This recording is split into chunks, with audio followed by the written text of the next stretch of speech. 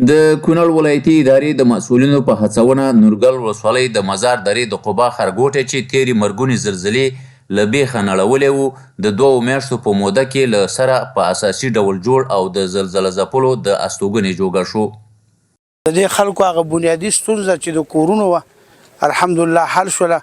او ورسره په خوا کې یو ښه ښکلی مسجد او جومات دا هم جوړ شو چې هغه دینی ضرورتونه هم دې سره پوره کېږي د منځونو او د جمعو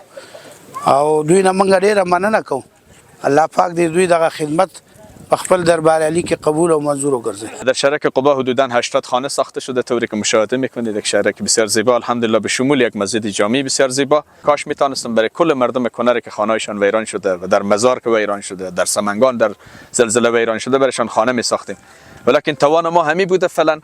و در آینده مگر توان داشته باشیم در خدمت هموطنان خود بدون شک هستیم. ولایتي اداره هغه ورځ نه چې دغه را پیښه شوې ده حادثه، نو په همدغه هڅه کې دي اولا هغه اقدام عاجل مرستو او د خلکو د شهیدانو تدفین او د زخمیانو د علاج او د هغې نه وروسته د اساسي سرپناه په برخه کې شپه ورځ په همدې هڅه کې دي چې دغه زموږ ګورونه چې هغې ته ضرر رسېدلی متضرر شوي دي چې هغې ته خدمات اساسي خدمات وړاندې شي. بل پلو د نورګل ولسوالۍ سیمه ییز مسؤلین او د قبا ښارګوټي اوسیدونکي د زلزله ځپلو لپاره د پخو کورونو په جوړېدو خوښ دي او له نورو مرسته کوونکو غوښتنه کوي چې د زلزله ځپلو سره د سرپناه په برخه کې همکاري وکړي. کورونه خو الحمدلله څومره چې زه معلومات لرم د اولې ورځ نه ته حاضر یم شاهد حال یم، نو ډېر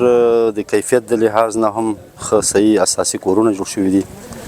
او ولسونه هم انشاءالله خوشحاله دي. دا کلی شاه قبا په نام باندې دا مطلب زلزله کې ټول د منځه تللی و او مطلب ډېر تریخ ژوند و زمونږ دا اتې کور دی دا جوړ کړو او موږ نه ډېر مننه ټول قام ټول ولس ډېر خوشحاله.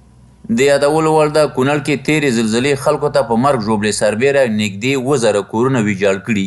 د زلزله ځپلو غوښتنه دا ده چې د اساسي سرپناه د جوړولو په برخه کې دولت او مرسته کوونکي لاسنیوی وکړي.